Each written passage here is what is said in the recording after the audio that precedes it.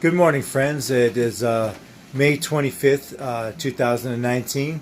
I want to say thank you for watching and subscribing to Derek Harrington's All In Plumbing channel. Today is Saturday, and we are here doing a whole house repipe. I kind of gave you a little bit of yesterday. We're working underneath the house, and we're going to continue doing that today, but I also want to show you what we are going to do above the house, dropping stuff down underneath.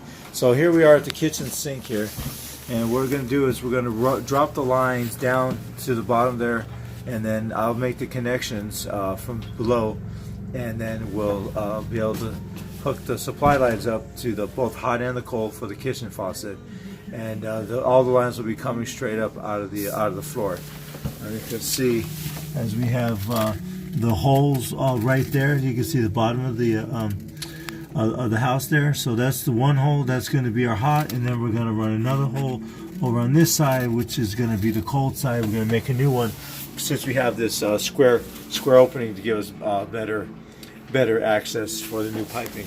And then we're going to go over here to the bathroom, and this is the vanity. So it's a wall mount vanity, and then these are the openings here for the water lines for the vanity. So what we're doing is we're using the existing openings from the original pipe that was here, which was a galvanized pipe that was really corroded inside and restricted a lot of pressure. So the homeowner and the tenant here decided that it was best to change out the piping to new piping, which is what we're using. And this is the type of piping we're using. And this is a Wurzbo Aquapex, and this is not the a polybutylene piping, but it is a PEX piping, which is has much more integrity and much thickness and much better rating than the polybutylene piping has. So this is a very common piping that you're going to see in all new builds as well. As you can see, I have clear for the cold and I have red for the hot. Now a lot of times we don't need to know to see what's red, what's the hot and the cold, but just sometimes it's always better to use red just so that you don't get anything confused, because sometimes when you cross lines over, and if you don't mark them, or you seem to just kind of slips your mind which is which, you end up having some big problems, and you got to start following lines and seeing which one is the cold so you don't cross them over by accident. And then so in this bathroom here we have a toilet, and this toilet here is going to have to be this the water line connection for the toilet, which is going to be cold only. And then we have on this side is where our tub is at. So this tub and faucet here is down here, and then we got the lines coming from there, and you got another one from on the other side of that piping. So then we got two there, which is where it's going to hook up for the supply lines for the faucet for the shower. So that's what we're doing. So it's a one bedroom, one bathroom, one kitchen, small unit. So we've gotten pretty much everything prepped. So I'm going to take you outside.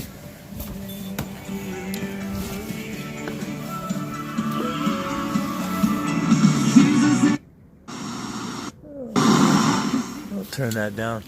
So here we are is where our main is at. And this is where all the water is coming in from the well, which is located way on the other side of that yard. The well comes through here, and then it's going to pass through and then go into underneath the house, and then that's where we make the connection from the main, and then everything, all the fixtures get teed off onto it, and then that's how you get the supply to the water to all the fixtures. So this part here is going to be a new setup here. We're going to run 90 go across. This is also there's an irrigation as well. System for the